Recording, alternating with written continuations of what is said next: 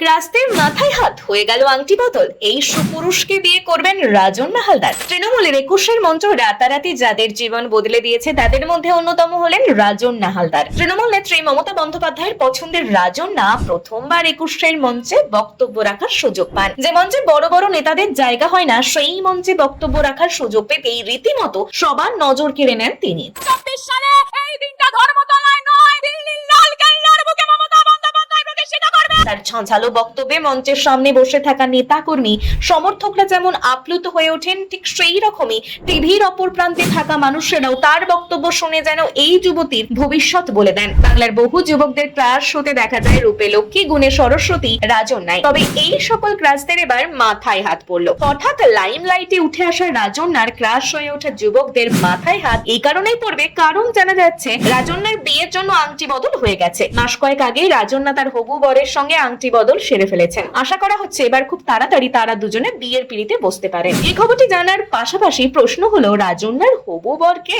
রাজন্না হালদারের হবু বর একজন বড় তৃণমূল নেতা। তিনি এখন তৃণমূল ছাত্র পরিষদের সহসভাপতি। 2021 সাল থেকে তিনি এই পদে রয়েছেন। তার পড়াশোনা কলকাতা বিশ্ববিদ্যালয়ে। তিনি হিউম্যান রিসার্চ নিয়ে MBA করেছেন। এর পাশাপাশি তিনি পেশাগতভাবে বিভিন্ন কলেজের সঙ্গে যুক্ত। তবে এসব ছাড়াও তিনি একজন সিনেমা নির্মাতা। এই সিনেমাতেই রাজন্না হালদার অভিনয় করে অভিনয় জগতে পা রাখতে চলেছেন। রাজন্না হালদারের হবু বর হলেন সুপুরুষ প্রান্তিক চক্রবর্তী, এমনটাই জানা যাচ্ছে বিভিন্ন সূত্রে। প্রান্তিক চক্রবর্তী 1945 বিহাইন্ড দ্য মাউন্টেন্স সিনেমায় মূল চরিত্রে অভিনয় করেছেন রাজন্না।